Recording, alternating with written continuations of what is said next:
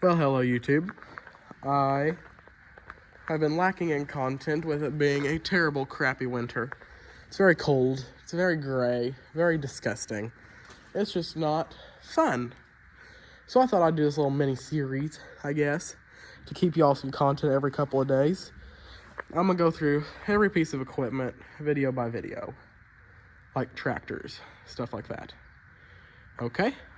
And I'm gonna go from oldest to newest. So here's the oldest. It's a 1951 Farmall M, bought by my great grandpa when he sold his John Deere A.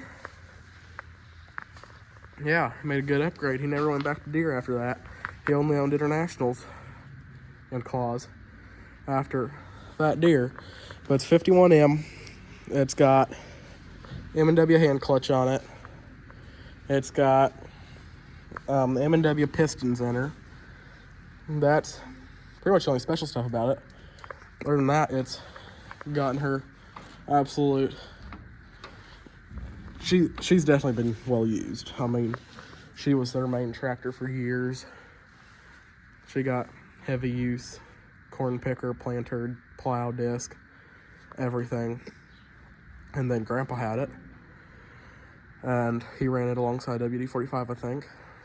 And then Grandpa brought it back here when he moved back here, and then ground feed with it up until about, I don't know, 20 years ago. They got that tractor and that feed mixer. But yeah, other than that, I mean, she's a 51M. Not much special I can say about her than I love this tractor. It's got a failed restoration on it though. I mean, this is what Dad tried like 20, 25 years ago to restore it. This is my attempt. My attempt was a whole lot better. We got the seat, the grill, the valve cover, and PTO shield. That was it. I want to find the wheel weights back for it. Don't know where them went. I'll put in some pictures of this thing throughout its days. And I guess I'll leave y'all here. Next video will be the Farmall 300. Or the WD-45 per se. Alright people, these are the pictures of it. We'll start with the oldest. And of course this isn't the M. This is that A that he had before. I'd love to get one very similar to it. See what the fenders, it would have been a hand start A with the headlights on it. I'd like to get one of them. And it'll go by oldest picture. So I know where there's another picture of it, but it's in another binder elsewhere. Here is it, 1961, combining wheat. There are actually like 4 or 5 other pictures from this day, but they're in other places. Pretty cool. The old combine, I think it was a 76, you might have said. 76 or an 80, don't know. I like to have that little canopy back on it. A little umbrella, but good picture of it. Here is a picture of it sitting in our garage.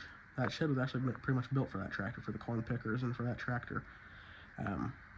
So with the sweet corn picker on it, and sweet corn picker M, probably mid to late 60s, when they still did pick corn, sweet corn. There used to be like a big sweet corn processor in this area, and they'd send back, or at least one point in time they'd send back the shucks and stuff for silage, and that's what would have gone to an old silo like that one right there. Next is this picture. It's got the M. This is later, this is 2000s. This is before Dad tried to restore it, so before the hood was messed up.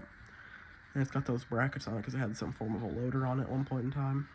I mean, she's probably a 15,000 hour tractor. But there's that tractor, the M1086 and the 5288 front wheel assist. Say, these two are still here. That one's gone, and I miss that machine. I want that one back. And then here is the owner's manual for the, or operator's manual for the M&W hand clutch. You see parts numbers, and then the parts diagram on how it all works. Grandpa says he remembers that tube of grease, squeezing into it every day. Or just about every day. Yep, lubrication. Lubricate clutch every 120 hours or approximately every other oil change. Then all sorts of different stuff. M&W PTO.